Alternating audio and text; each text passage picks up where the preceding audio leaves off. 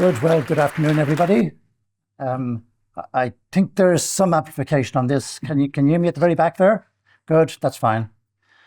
So I'm going to deliver a lecture this afternoon entitled Plato's Last Word, and the topic is reverence.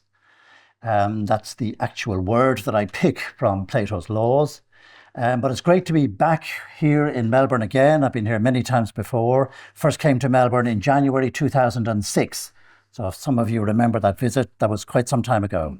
And I've been back many times since, and recognise so many faces in this room, not just from Melbourne, but from so many other places in Australia. So it's great to see you all again, great to be with you all again.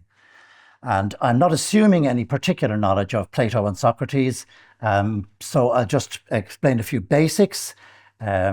Plato and Socrates are the two key figures, even throughout this lecture. And Socrates, you really have to regard as the teacher. Plato is the pupil. It's a master-disciple relationship. And a very dramatic relationship in the sense that the master, Socrates, was executed in 399 BC when Plato was aged 28. And that changed the entire course of Plato's life. The dramatic event in particular. Of course, he had come under the influence of Socrates, and we know much of what he had to pass on from his interaction with Socrates. But the fact that that man, whom he had been with for perhaps 10 years, a man whom he revered, was taken away under such awful circumstances and executed as a common criminal in Athens, was really very, very formative for Plato.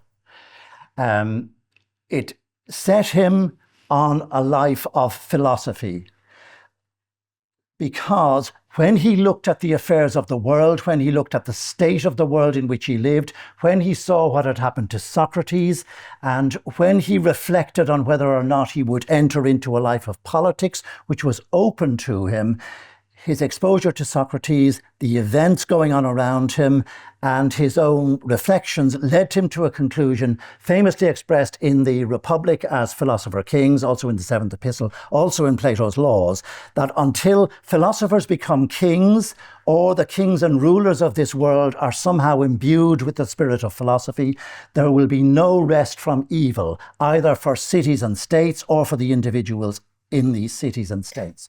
So the way to ensure good order, a happy life and prosperity for an individual or for a city is not politics, but philosophy. How exactly he meant that is really clear enough from his corpus as a whole. And I will begin to indicate in the course of this lecture how philosophy, properly understood, and entering into the hearts of people somehow will render cities well governed and happy and prosperous, and will render individuals happy. So Socrates died aged 70 and was at the hands of the Athenians. Plato lived to be 80, so that means he lived on for 52 years after the death of Socrates. He wrote works called dialogues. They're called the Dialogues of Plato, and they're all in one way or another interactive. Some more dramatically interactive than others, but they're all interactive. And his last work, Plato's last work, was called The Laws. He wrote that. He died aged 80, so he was writing that in his very last years. The story is he effectively left it incomplete, and it was actually had to be edited and put into order by his secretary, a man called Philip of Opus. Now, I want to begin this lecture by talking about an incident, not from the Laws, his last dialogue, but from a work called The Republic, which many of you be familiar with, and that's often referred to as a dialogue from Plato's middle period. So think of him writing that when he's 40 to 50 years of age. And in it, at the beginning, there is a very dramatic episode in which two brothers, who happen to be Plato's own brothers, pour their hearts out to Socrates. and beg him to help them understand the world in which they live. And what they say to him is, we hear so many bad things said about justice, and we're upset by it. We're told that if you are a just person and live a just life, you will lose out. You're the guy who pays all his taxes.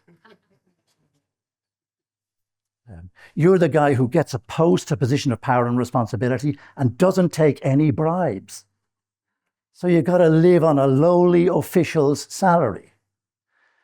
Even people who speak positively about justice say it's for the sake of reputation only.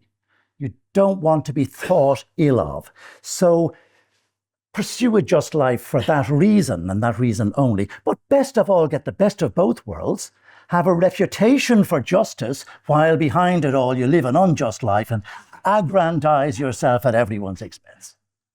They also go on. They say, look, by the way, the religious people tell us that, you can live a just life, offer a few sacrifices to God, the gods, and you buy redemption for yourself.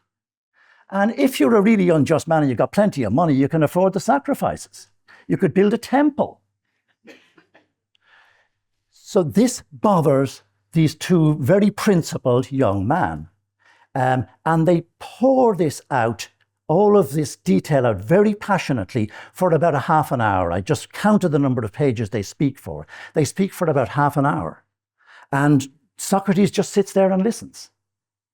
And even that is quite an amazing thing to consider.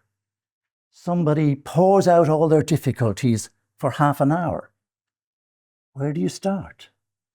Where do you even start? And maybe all you need to know perhaps is where to start, but I'll tell you what happens to Socrates in this situation. He listens to them, he praises them for speaking all of this without actually believing it. And then he says, and this is on your handout, it's quotation number 4 on your handout. I'm following your handout, by the way. And the little picture on the left, just opposite side stream 4, is meant to be 2 young men pouring their hearts out to Socrates. So he says this, I am afraid it might be an unholy act if I were to be present when justice is being ill spoken of and fail her by not coming to her aid while I still had life and power of utterance. So that's his response. His immediate response is not rational inquiry. It's not some complicated philosophical exposition. It's just a feeling. He begins with a feeling. He just says how he feels, which is, I can't hear justice ill-spoken of and not come to her aid. So it's purely from his heart. If you've read much of Plato, you know that there's a lot of very analytical material, a lot of material which is it can be hard to follow and hard to decipher. There's nothing complicated about this.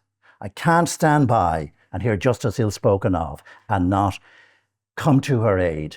But he says something at the start of this quotation, which is part of the emphasis of this lecture.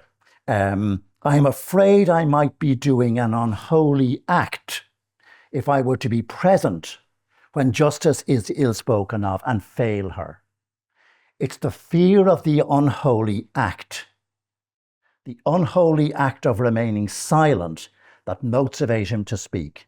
And his speaking spans the remaining books of the Republic. This is book 2. The Republic runs for 10 books. To go through the Republic, if you decided I want to stage it as a stage play exactly as it is, it would be about 18 hours. So he's there for another, 16 hours talking to these people. That's what Plato sets before us in the Republic. And it's all because of a fear of doing an unholy act. That's my emphasis here. Now, that's the Republic. And I just want to mention that particular dramatic scene from the Republic. Now, my talk this evening is based on Plato's Laws. And a much later work, as I said already, Republic, he's made maybe perhaps 50 when he's writing the Republic. He's getting on to 80 when he's writing the Laws, and he dies age 80, and it's not fully polished off.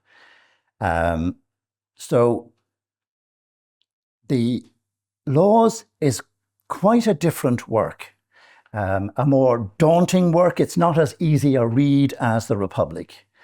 In the slide 6, you see a quotation there. This is Plato there in the picture from Raphael's School of Athens. He's actually holding in his hand a copy of the Timaeus, but in relation to his last work, I have a quotation just to give you a sense of what you can find in Plato's Laws. I just put in this quotation. It's very freely translated by a man called England, who wrote a commentary on it. It's a very, very free translation, but it's very, very beautiful, so I just thought I'd put it here.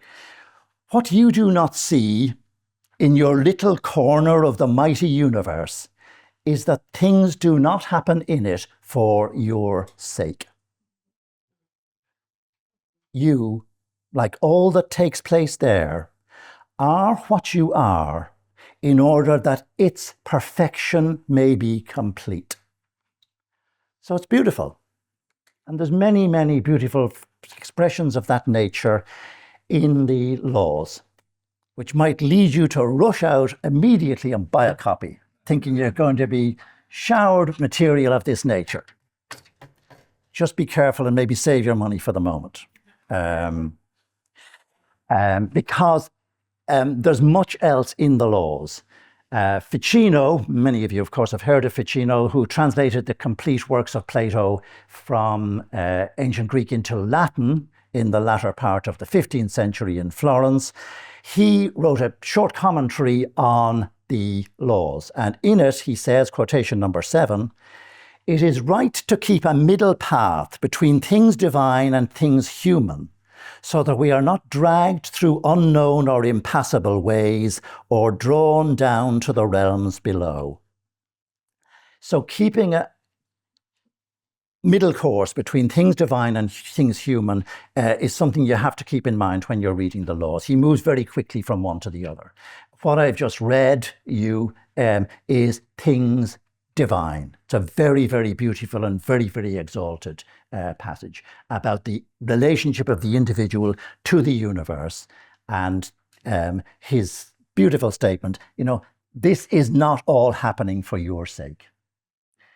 You are here for its sake. You are here for the sake of the all. The all is not here for your sake. Very beautiful, very universal. Applies in all times, all places. But then I can read you something from the Laws, 2:00 in the afternoon, be a very, very risky thing to do because it put you to sleep in no time, where he talks about what if your livestock transgress into the property of another and do damage? Bet you didn't think we were going to talk about that this afternoon. It's there. Intricate detail, side by side with these majestic universal statements.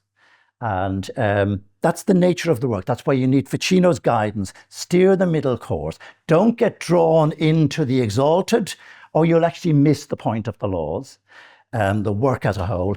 Don't get immersed into the detail and say, yeah, but what if it wasn't my fault that the cattle strayed in? I mean, I can't keep my control over my cattle all the time. That's steer the middle course. That's what he's asking of us. Steer a middle course between the divine and the human. That's Ficino's guidance. It's an amazing work, and I have translated all of it. And it was only when I was translating it that I came to certain conclusions about it, which may come up later. We can leave them aside for now. I particularly came to the conclusion it's a very important work for the age in which we live. If you ask me what's the most important work of Plato for the age in which we live, I'd have no hesitation now in saying the Laws. And the fact that it's a challenge, well, good. Some people need to do the work, and then, having done the work, begin to speak of it to the community in which we live in a way that they can understand it. The bottom quotation on the first page of your handout, not quotation number 8, is again from England, who just gives his own reflections on Plato's laws. And I concur with his reflections. He says at the end of his introduction, to conclude this rough sketch of the contents of Plato's laws, we may ask, what is the abiding impression left by its perusal? Is it not this? Not only has he given us a code of political and social law, which has been the foundation of much subsequent legislation, but he leaves us with increased reverence for the rule of right and goodness, and a quickened faith in its ultimate victory over folly, superstition, and vice. I think he's spot on there. And I just thought, well, what does this age need? You can say particular political measures. We need a law on this. We need a law on that. I don't want to belittle that. But perhaps more than anything, an increased reverence for the rule of right and goodness, and a particular faith in its ultimate victory over folly, superstition, and vice would serve the world much better than another law. Much better. So, it's beautiful. I'm just so delighted to read it. I'd forgotten it was here. Increased reverence for the rule of right and goodness, and a quickened faith in its ultimate victory over folly, superstition, and vice. Something has to prevail over folly, superstition, and vice. And a piece of legislation is not necessarily always effective in prevailing over folly, superstition, and vice, nor are changes of government. In Ireland, maybe it's different this time. We've just had an election as effectively the same government's back, so the best of luck to them. This is in spite of the fact that there are so many excellent, good people who give their lives to public service, who give their lives to politics, who want the victory over folly, superstition, and vice. They see injustice, they see wrong, and they want to deal with this. Plato would say, do it through philosophy. Lay the foundation in philosophy.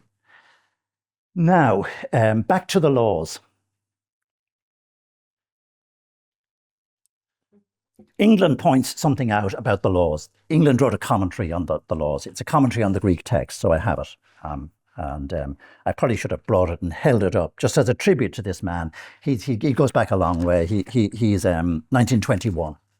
But where would we be without these scholars? Where would I be without these scholars? I have two people in particular to refer to, well, three. We've already referred to Ficino, who really brought Plato back to life again for Western Europe, Plato having been neglected very, very badly. England, who wrote the commentary, and a man called Jaeger, whom I'll come to in a minute. I just acknowledge my debt to these great scholars and many others whom I don't get to mention. But he does point out something very important and very significant about Plato's laws, which runs to 12 books and is Plato's longest work. And what he says is, it's called the Laws, but 60% of it is preludes or preambles to encourage and persuade.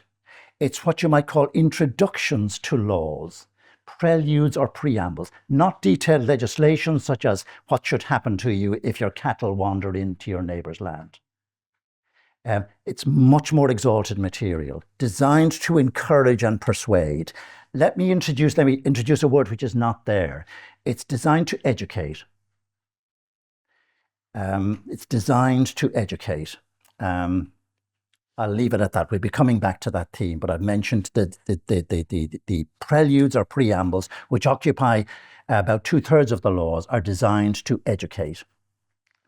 They're very universal in their nature. As I said, nothing as trivial as what happens if your cows wander into your neighbour's land. Then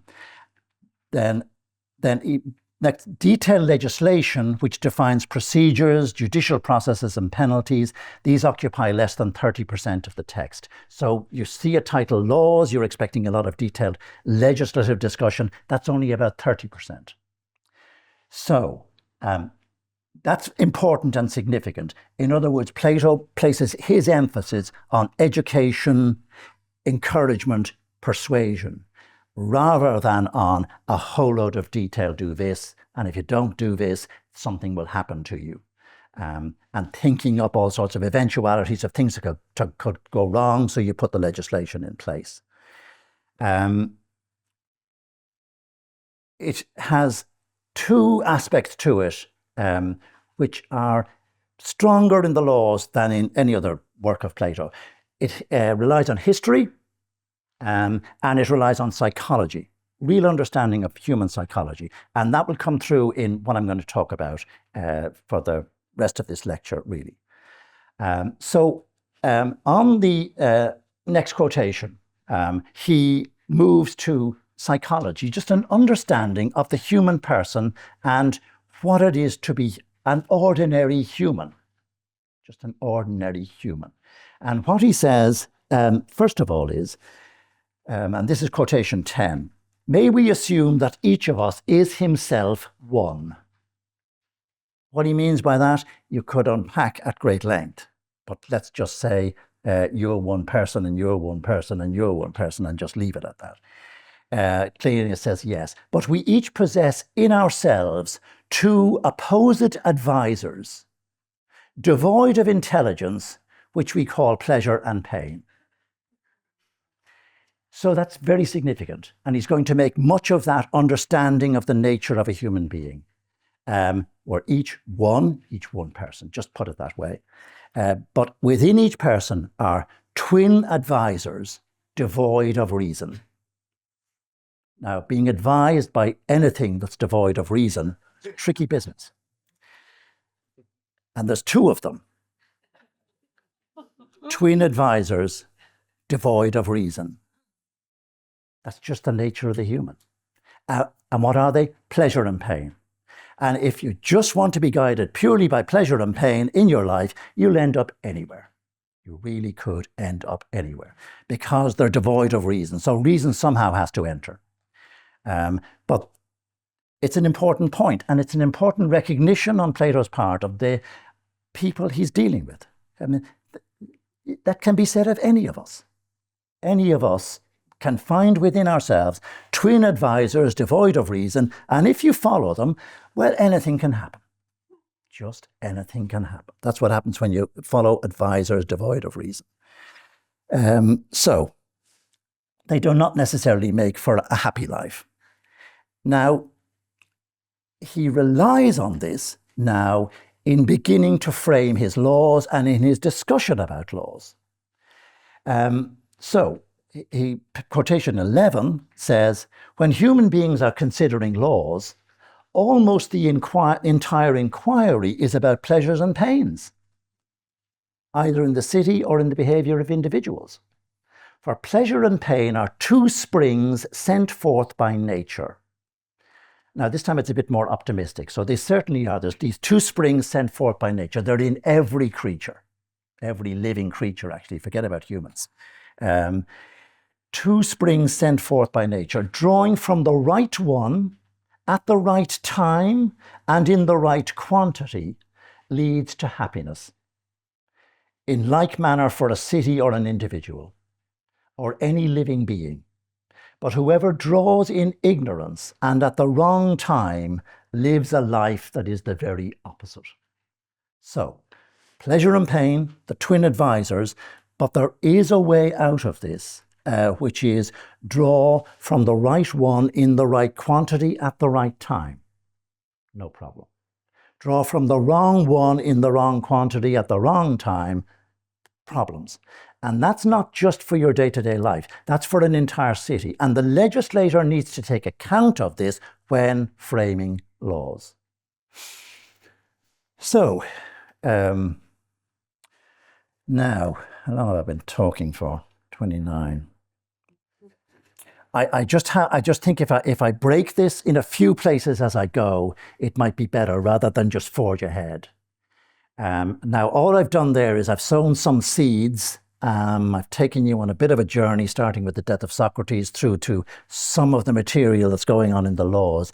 But I now introduce a new argument and a new word. So listen, and if you do want to speak, you better speak now, because I rely on this. Wouldn't pain be more of an incentive to use your intelligence than pleasure? Yes. Wouldn't pain be more of an incentive to use your intelligence than pleasure? Yeah,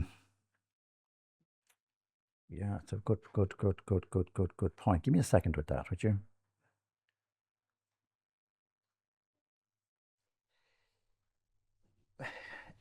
If it's devoid of reason, you need to enter, reason needs to enter, intelligence might enter. The danger is you misdiagnose it. You simply say, okay, things have gone badly wrong for me. I'm just going to correct things at the material level and go again. The question is, where does the solution lie? Does the solution lie out there? You encounter pain and you try and fix the trappings of the world around you. Or do you begin to think perhaps the pain is being experienced not because the trappings and details of the world around me, but for some other reason, perhaps within? That would be real intelligence, but it can be a great spur, no doubt about it. Pain can be a great spur. Things going badly wrong and leaving you in great distress can be a great spur. You just hope true intelligence and reason operates. So there it is. Okay, good. Anything? What else at all from anyone? In your slide number 9, you've got preludes and preambles are over 60%, and detailed legislation is 30%. What about the other 10%?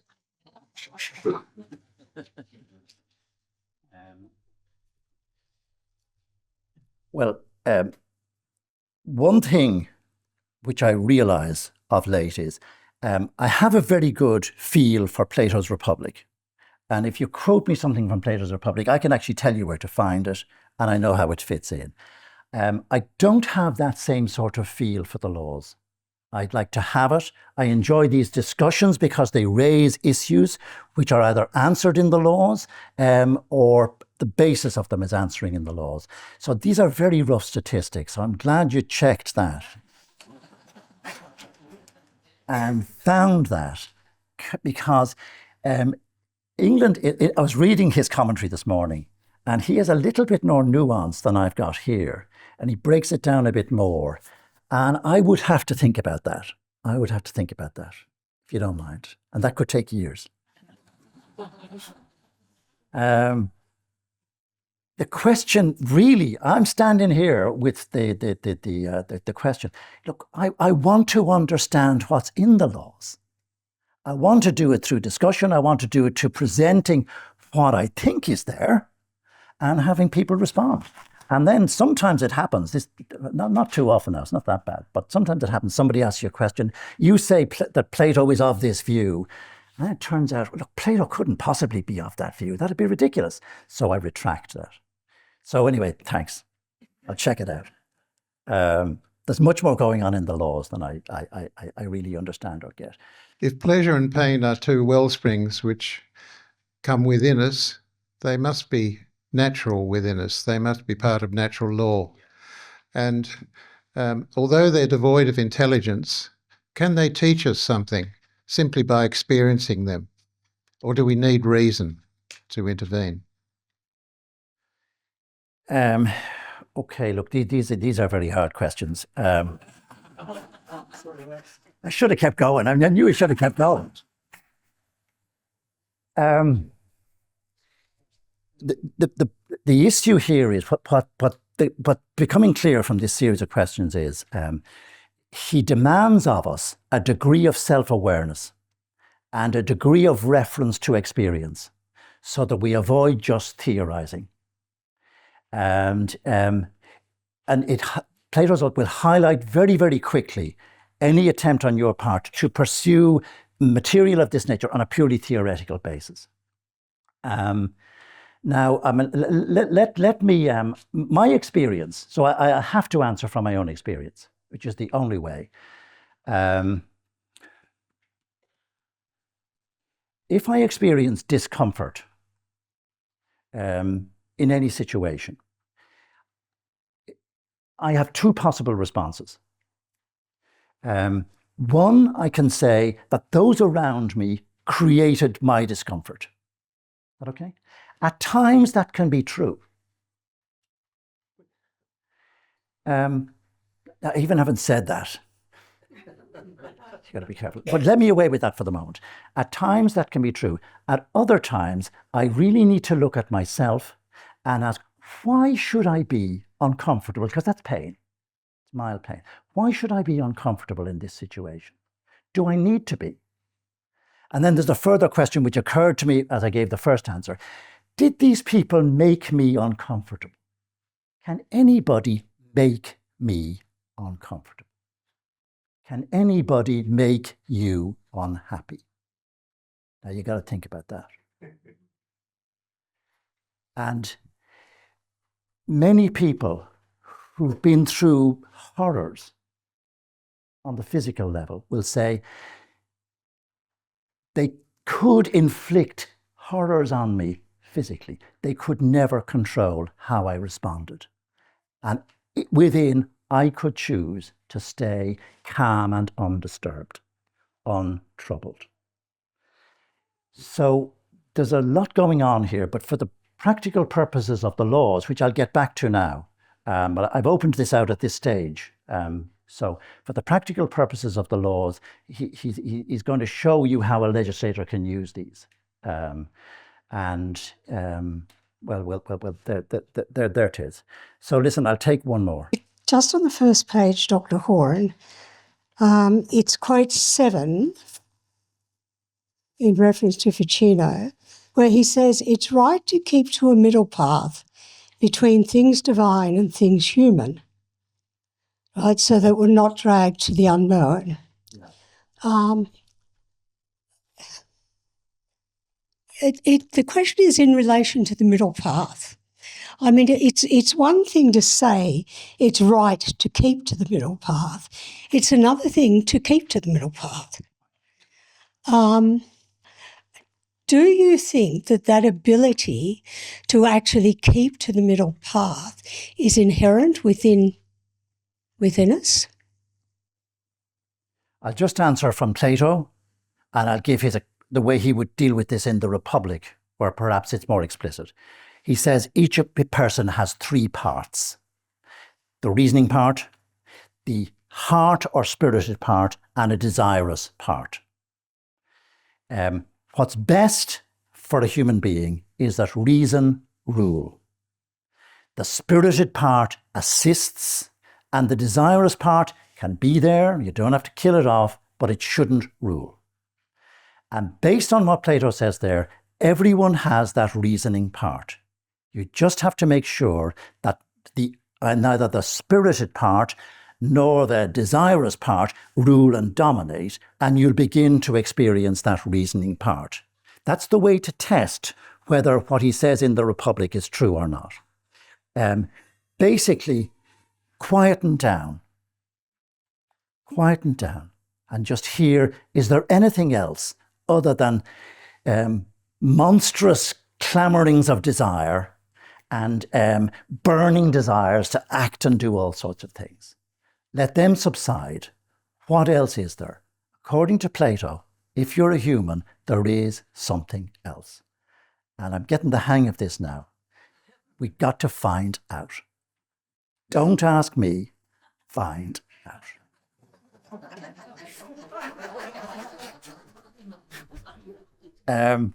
I'll move on because now he's built up this pleasure-pain model, which we've teased out quite a bit.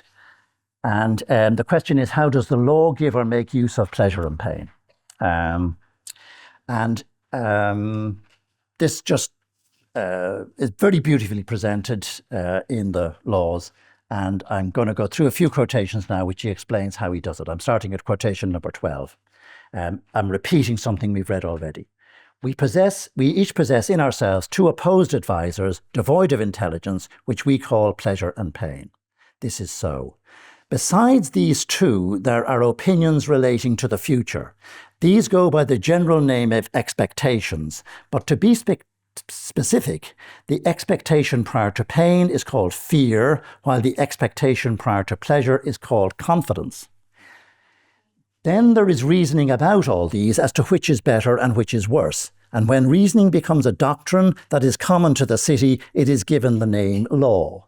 That's an amazing piece of writing, to move from the word pleasure and pain to the word law via confidence and fear. It's kind of quite amazing. You just have to admire anyone who could do that, be in awe of them, really.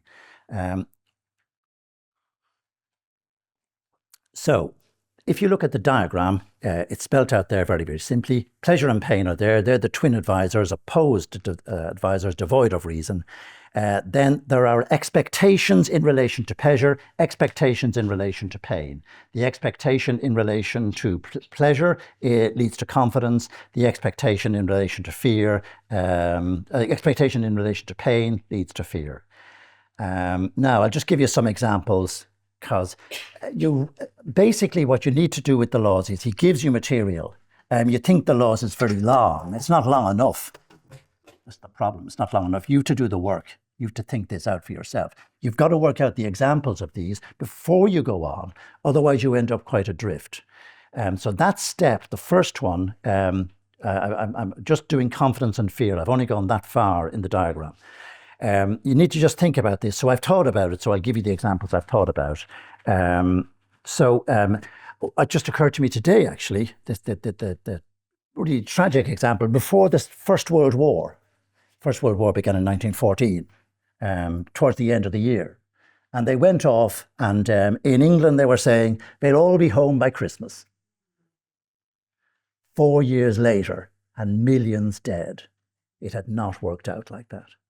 That's the confidence born of the pleasure of victory, leading to the confidence. But they were not well guided by that. It's terrible. It's just terrible what happens. Listen, football matches, side goes out overconfident, and it leads to disaster. The other side of it is you need that confidence. You can't be devoid of the confidence, and the confidence is in a good outcome. It's a very tricky area, very, very tricky area. And this is not the side of the diagram anyway that he's going to pick. So you can go down the confidence route and explore that. It's not the side he's going to pick. The other side is, of course, fear. And of course, you're playing, well, I was going to say you're playing the All Blacks, so you're terrified. No. You're playing the Australians in rugby. Such a brilliant side, you're just terrified. Your brilliant players drop the ball. Everyone's out of place. Just totally intimidated by the Wallabies. That's what fear can do. The other side of it is fear can make you cautious, prevent you from being overconfident, and can be very useful. So either the confidence or the fear can take you in a good direction or in a bad direction. But he doesn't stop here, he just keeps moving. So I've just stopped there to give you a sense of what these two are about. He focuses in on the fear. And what he says next, that this will be quotation 14, and that will take us to the bottom part of the diagram. Then this it seems is just what we should attempt to explain. So tell me, can we discern two kinds of fear that are almost direct opposites?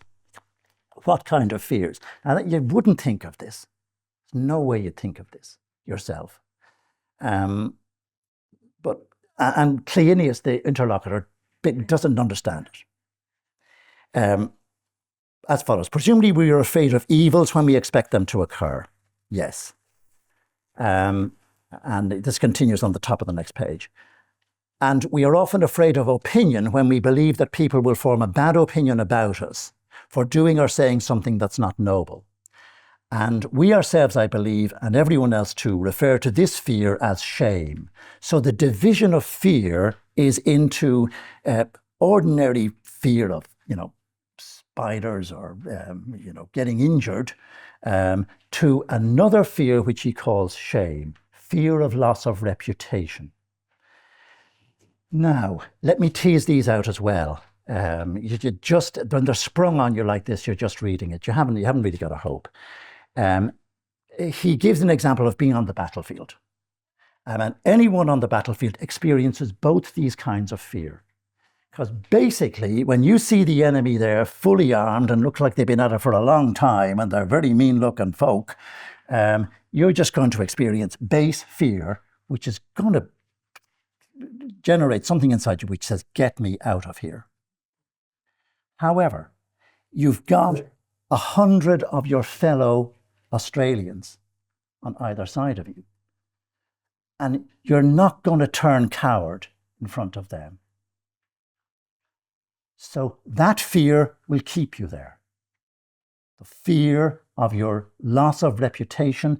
You'd have to tease out how exactly you put it, but the presence of those people and the effect they have on you. And your fear of letting them down. Just tease it out a bit. That's the fear that'll keep you there. The other more base fear, I didn't sign up for this. I don't want to get my head blown off or my arm blown off or my leg blown off, will have you running. They're the two fears. One, shame. The other, base common fear. Again, he's only interested in the right-hand side of the diagram. So forget it for the moment about the base common fear. We're only interested now in this other fear, shame, and in its most exalted aspect. The most exalted form of shame is reverence. And I'm using English words as best we can to capture Greek words. The Greek word there is eidos. Eidos.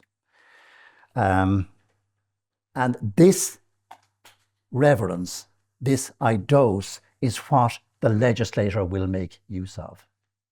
As I said, he gives the battlefield analogy. It's a good analogy. It's just a good analogy. And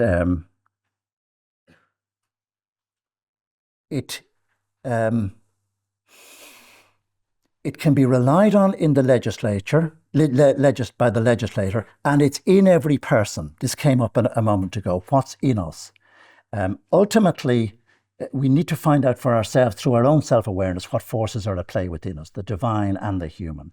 And there's another famous dialogue, and you'll all know this analogy very, very well, and it's on slide 16, of the human soul compared to a pair of winged horses and a charioteer.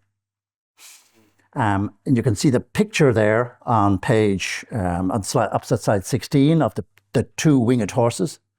I think their wings have fallen off.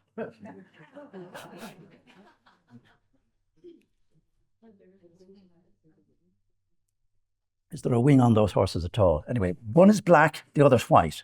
The white one is rising up. And what he says about the white one is insolent, uncontrolled, and lustful. That's the black one. The other is self-controlled and possessed of reverence. And he uses this very word, same word. This eidos. So you can take it then that that's his description, and somehow or other it makes sense to us. Two horses within us. One insolent, uncontrolled, and lustful. The other self-controlled and possessed of reverence. So this move from law, connection between law, fear, reverence, is not what you expect when you're talking about legislation or legislators. So he is clearly talking about a legislator, or has a conception of a legislator, which is not our ordinary everyday conception of a legislator. In fact, this legislator is more like an educator. And there's a very, very famous book. The other scholar I wanted to mention, a man called Werner Jaeger. He was an Austrian man, ended up in Harvard in the United States, and he was around in the, God, when was he around? 40s, 30s, 40s, 50s, around then. And he wrote this book called Paideia, which is translated. And in the quotation number 17, he helps us with this. What's going on? What happened to this legislator? How's he using reverence, for God's sake? What are you going to do? Pass a piece of legislation telling us all to be reverent? Making it compulsory. Is that how you do it? Obviously, that would be ridiculous. So Jaeger's comment here, which I'll read out to you, is spot on. Plato is trying to be a legislator in the highest sense, which means to be the teacher of the citizens. The difference between this attitude to legislation and that of the usual type of lawgiver can be seen in his contempt for the usual type of law, which simply prescribes a definite punishment for definite actions. This means that the lawgiver has begun far too late. His main duty is not to avenge wrongs which have been done, but to prevent them from being done. Here, Plato is following the example of medical science, which then had a growing tendency to regard not the sick men, but the healthy men as the proper object of its care. So this is a legislator working in a very different way, not chasing after evils and trying to deal with them, but trying to work in such a way as to prevent them ever coming about in the first place. Hence, he can rely on reverence. You need something at the emotional level.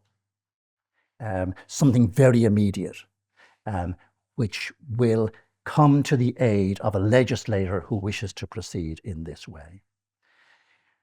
So there it is. Now, I've got various examples here, and it becomes quite modern day, and they're my conclusions on all of this.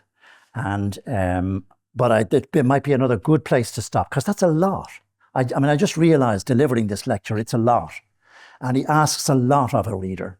He really does. A lot in terms of self-awareness, and gives you a lot to think about. So look, start to think about it now and tell me what you're thinking. And, there's nobody any better off than anyone else here. I've been reading it for a while and I've given you some thoughts, any of which I'm prepared to discard. So put your hands up again if you wish to speak. Be good to hear from some new people. Mr. Don here. How would you cultivate reverence? How would I cultivate reverence? Okay,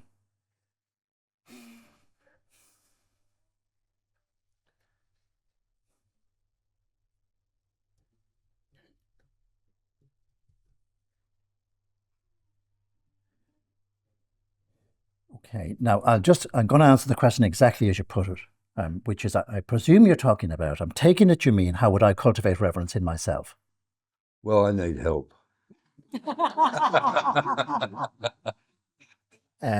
Okay, well now I'm clearer as to what you're asking, because its quip was, I need help. But we all do.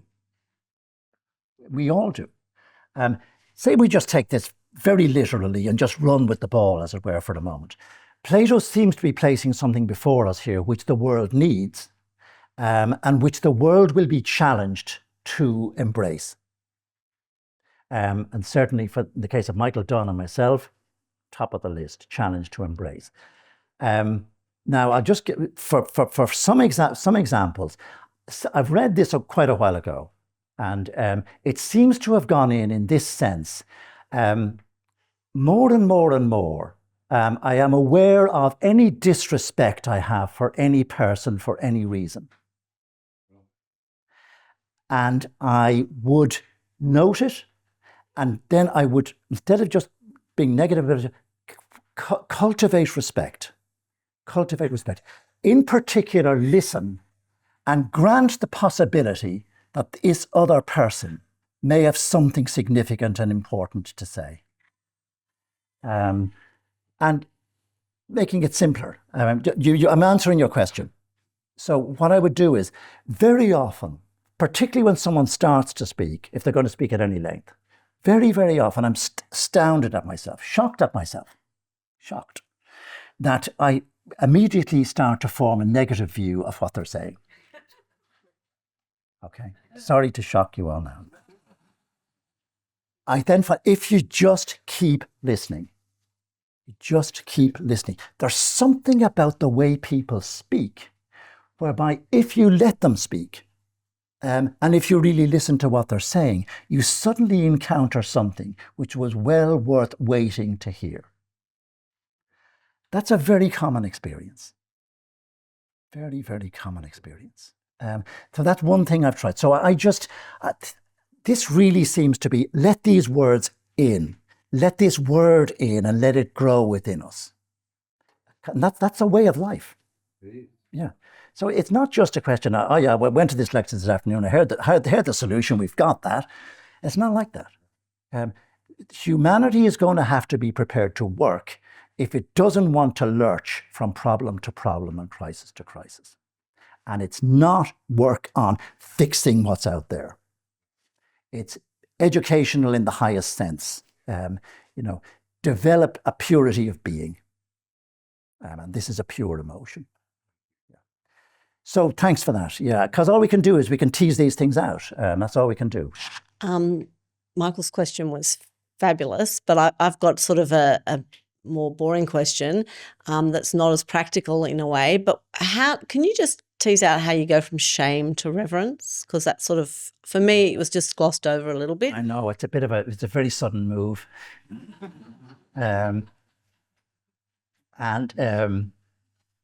I don't know what it is with the laws, whether Plato, if he had got to revise it, would have bridged some of those gaps. At this stage, I'm sort of glad he didn't, because he might be doing too much for us. And I'm glad he's basically asking us to do the work. I often think of it, I mean, a great philosophic figure, a sage, Plato. You're going, these are your last years. What do you want to leave the world with? A series of well worked out answers, or plenty to think about and plenty to work with, which if thought about and if worked with, will bear great fruit. I think he's done the latter. So we've got a problem. We need to figure this one out. It's a very sudden move. You're quite right. I thought I'd missed a few lines when I read it first. So there it is. No, you're right. Warren, I just wondered if you could say something about the meaning of the word reverence, its original meaning in the original language. Well, I'll do. Probably the answer to that is no, not much. It's unusual. The Greek word that's used there is unusual in Plato. The word, there's another word for shame, aiskune, that's much more common. Eidos is a different word. So he's picked a different word. I was struck by the fact that it comes up in the Phaedrus for the white horse. Now that means we have it. We have this white horse. And then, okay, well, I'll do my best for you. Can I say more about the meaning of the word reverence?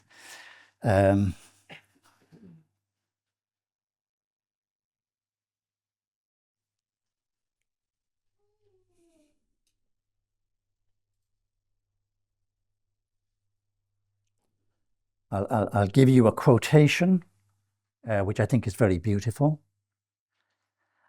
And then a maxim, which I'm not sure if it's Platonic or not, but ultimately I think it is. Words, the maxim is, words mean what they do.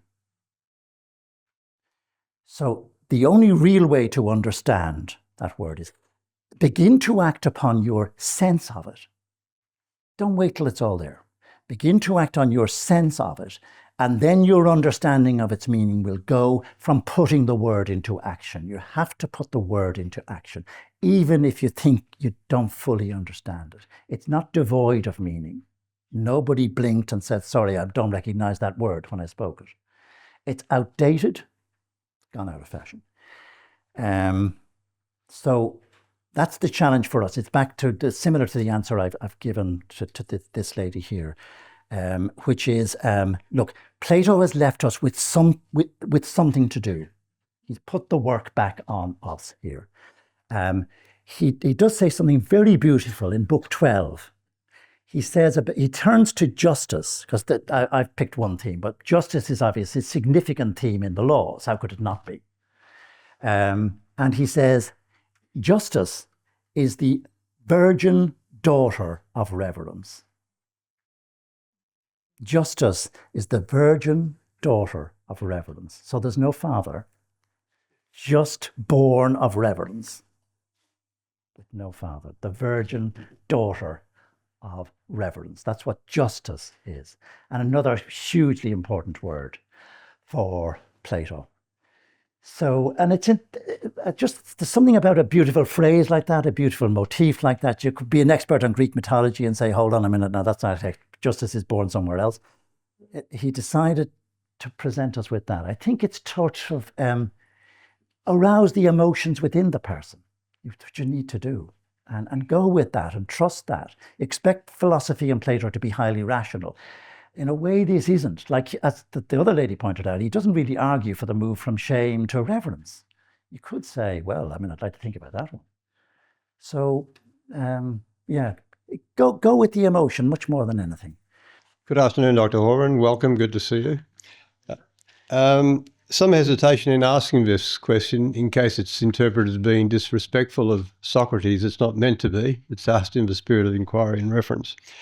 But it was prompted by the quotation on slide number 4. I'm afraid that it might be unholy act were it to be present when justice has been ill spoken of, and fail her by not coming to her aid while I still had life and power of utterance. And it relates to the years leading up to Socrates' trial and his death.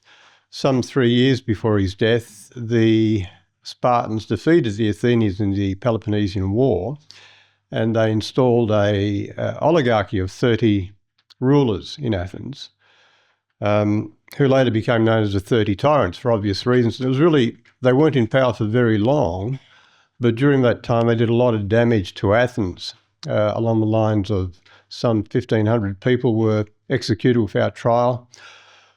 Many were driven away from Athens simply to have their lands confiscated by friends of the rulers. Many others were murdered, and they even had a terror squad going around terrorising the population. Now, the 30 Tyrants was led by a man called Critias, who appears in Plato's dialogues. And there's two interesting facts about Critias. One, he was Plato's cousin, and secondly, he was a pupil of Socrates. In terms of that quotation that we have about coming to the aid of justice, it seems that during that reign of terror, while Socrates was in Athens, he may have been able to do more to curb the crimes that were being committed.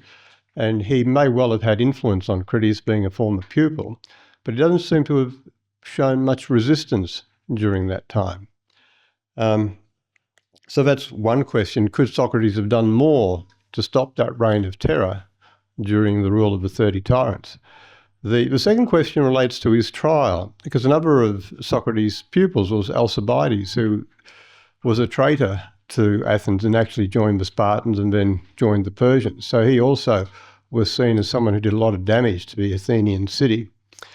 And so when Socrates' trial was put in place 3 years later, there seems to be quite some natural animosity towards Socrates that two of his pupils, Critias and Alcibiades, had done a lot of damage, and whether that was what influenced the jury or the people of Athens to actually condemn him to execution. So there are the two questions. Could Socrates have done more during the reign of terror?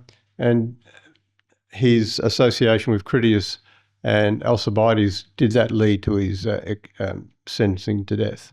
Yeah, sure. On the first one, could he have done more? I don't think he saw an option. Again, this is back to forget about rationality. It's not as far as he was concerned. Socrates received a message from Delphi. He heard that message from Delphi as telling him what to do with his life.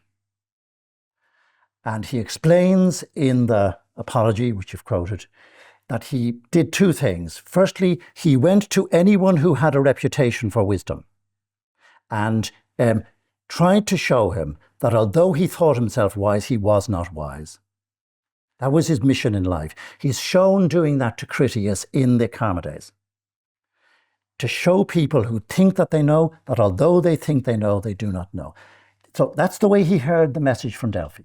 That is my responsibility. So when I encounter Critias, I will attempt to show him that although he thinks he knows, he does not know.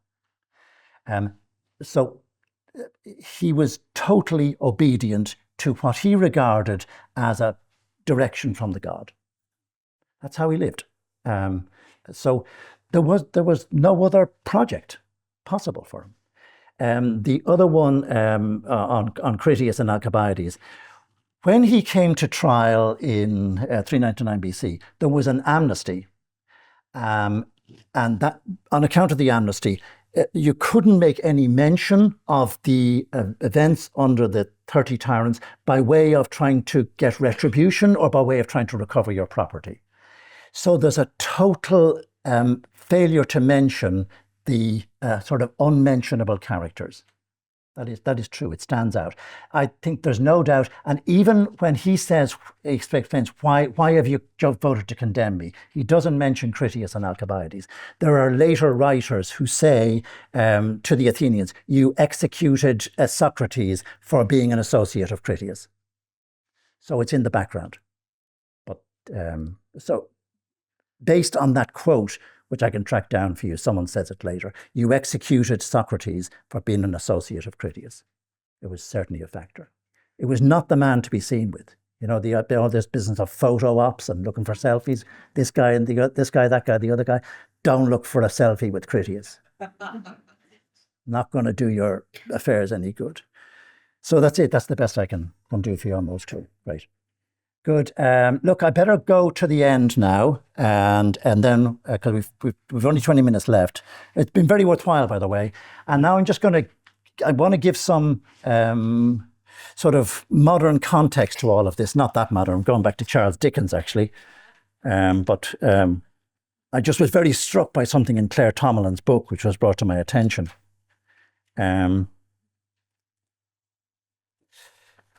In fact, I actually start on quotation 18 and 19. Okay, we'll leave Woodruff aside for the moment. And it's the question of back to details now. What about detailed legislation? And I remember being really struck as I translated the laws, that there was suddenly a section on the care of orphans, the care of children who had lost their mother and father and had no one to look after them. And I was very struck by Plato. Plato was the writer's concern for people who had no one to protect them and people who were very easily exploited because of that.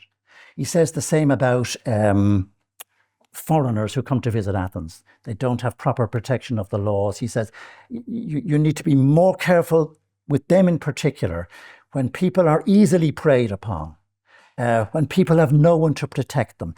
They're the ones to whom you owe the greatest duty of care. And he has a section on orphans. And in quotation 18, he tells you all aspects of guardianship and orphans should be looked after by 15 guardians of the law. See the detail. 15 guards. Suddenly, this is not universal now. This is very specific. This is not preamble. This is very specific. The 15 guardians of the law, the most senior of all, who are to divide themselves into 3 groups according to their age. 3 are to act for 1 year, another 3 for the next, until 5 periods of office have completed their cycle, and as far as possible, there are to be no exceptions to this procedure. So he puts a very detailed procedure, presided over by the most senior judges, in place for looking after orphans. And then he talks a bit about them further in the next section. I'll read you this. A guardian or official with any sense should pay attention to all these people and take care of the upbringing and education of orphans as if they were providing sustenance to himself and his own kindred, and do his very best to benefit them in every possible way. Whoever heeds the message of our preamble and does not mistreat a single orphan shall not unleash the unbridled wrath of the lawgiver against such crimes. But whoever heeds it not and wrongs someone who has no father or mother shall pay twice the total compensation payable by a person who behaves badly towards someone with 2 living parents. I just think it's extraordinary to find it in the laws.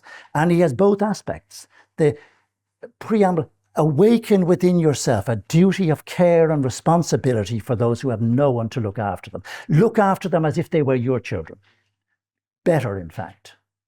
And then, if you don't, it's going to have consequences. You're going to pay. But that's just better that people just hear his plea to care for those who have no one to care for them. And is that reverence? Yeah, that's what he's talking about. I wouldn't get hung up on words. Awaken within people the emotion of compassion, the emotion of care, the emotion of reverence, and you save yourself endless legislation. Endless. So there it is. And as I said, I was so surprised to find this section in the laws. And similarly, in relation to strangers in a city, but no one to look after them, and they wouldn't even had the protection of the law in Athens at the time. There was the law, such was the law. Now, I also discovered around this time, I gave this lecture first 4 years ago, around this time, Claire Tomlin had published a book on Charles Dickens, A Life. There's a picture of her there. But Dickens also had obviously he was a great social reformer and created great social awareness. But she says about him, no one in public life was aware of Dickens' work. And he wrote an article about and when he wrote an article for The Home, for Household Words, it was published anonymously. There may have been something lopsided about an enterprise that set out to save a few poor creatures out of the crowd, but that did not deter him. And he gave an extraordinary amount of time and energy to making a success of it as a model for others to follow. Similar spirit in Dickens of care for just women who had fallen into very, very difficult times. And believe me, in the times of Charles Dickens, you fell on hard times. They were hard. They were just so hard. And this as a quotation on the next slide. Oh, no, sorry. Tomlin has a beautiful phrase here. He did what he did because he believed it was needed. If there was a providence in the fall of a sparrow, these girls were his sparrows, and he wanted to make them fly, not fall. I think it's the same spirit that Plato demonstrates towards the orphans. And he wrote a letter to one of these women, and it's quoted in the next slide, 22. This is Dickens writing. I just think it's lovely. There's the picture of Dickens. If you have ever wished, I know you must have done so sometimes, for a chance of rising out of your sad life and having friends, a quiet home, means of being useful to yourself and others, peace of mind, self-respect, everything you have lost, pray read attentively. And do not think that I write to you as if I felt myself very much above you, or wished to hurt your feelings by reminding you of the situation in which you are placed. God forbid. I mean nothing but kindness to you, and I write as if you were my sister. That's preamble, that's education. And it's very much, I believe, here in the spirit of what Plato is encouraging on us in the laws. And it's very far-reaching, very, very far-reaching. We have a huge amounts of environmental legislation nowadays. For Plato, if you've had to enact the detailed legislation, there's a failure somewhere much further back. That's the whole message of the laws, if you want to summarize it. that the legislation in the environmental legislation is going to get more and more intricate, more and more complex.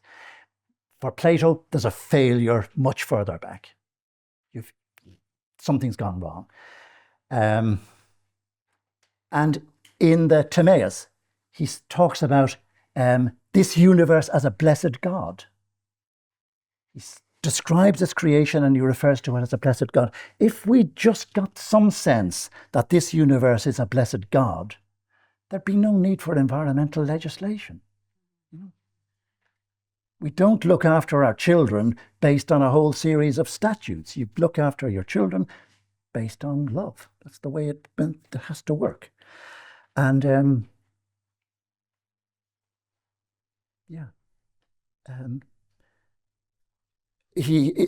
same spirit is in the laws. Sorry, I thought the next quotation was different. It is in the laws.